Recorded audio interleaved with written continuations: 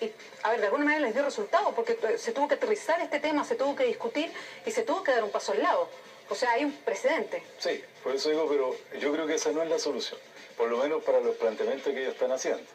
Yo tengo la mejor voluntad de buscar soluciones, de ver la manera de que esa situación se termine, pero la presión no va a llevar a la solución. Nosotros tenemos que buscar una solución integral.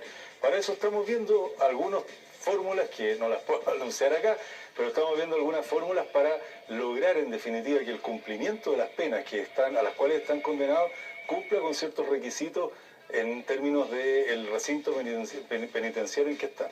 Pero vuelvo a insistir, la presión de esa fórmula no va a buscar solución al tema más global que es lo que se discutió anteriormente, que fue una modificación a la ley antiterrorista, que fue también la definición del Estado de Chile. Hoy día tenemos una sentencia a puertas en tribunales internacionales, y a partir de ahí seguramente vamos a tener que hacer algunas modificaciones si es que esos tribunales condenan al Estado de Chile. Por eso digo, esa situación no se va a resolver de la forma que todos están planteando hoy día. Ahora, ministro, conforme el tiempo pasa, esas personas se van deteriorando. Conforme el tiempo pasa, esas personas empiezan a acercarse a un momento que yo imagino que políticamente puede ser una crisis mayúscula. Nadie quiere ni imaginar que un preso que está haciendo huelga de hambre pudiera morirse, porque hay una discusión ideológica que dice que como esa no es la vía y como no aceptamos la presión, bueno, nos estamos poniendo de acuerdo. Y si en ese ponerse de acuerdo esa gente se deteriora tanto que no sé si tiene un desenlace fatal o si realmente termina con una secuela grave producto de eso, eso podría terminar siendo un problema mayor.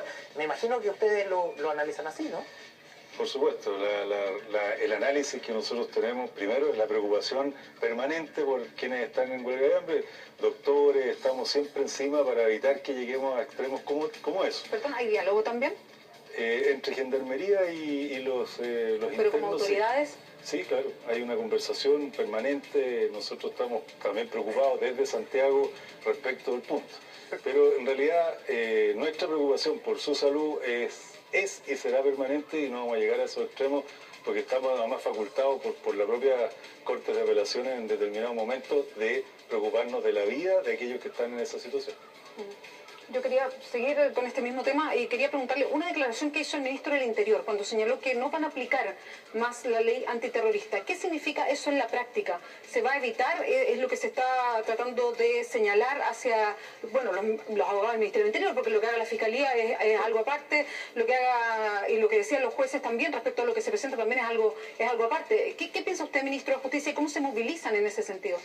Lo que pasa es que las leyes actuales que tiene la norma común son suficientemente rigurosas como para sancionar a aquellos que cometen delitos graves y gravísimos como algunos hemos conocido.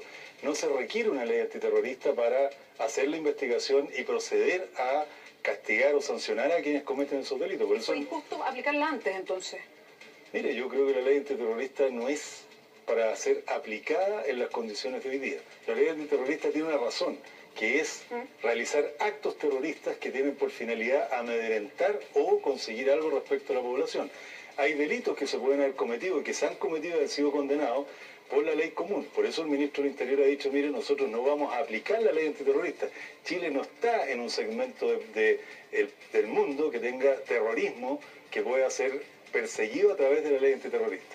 Los mecanismos, el Estado, las fórmulas que hoy día tenemos para investigar y sancionar delitos son suficientemente rigurosos en la actual normativa común. Y eso es lo que ha dicho el ministro del Interior.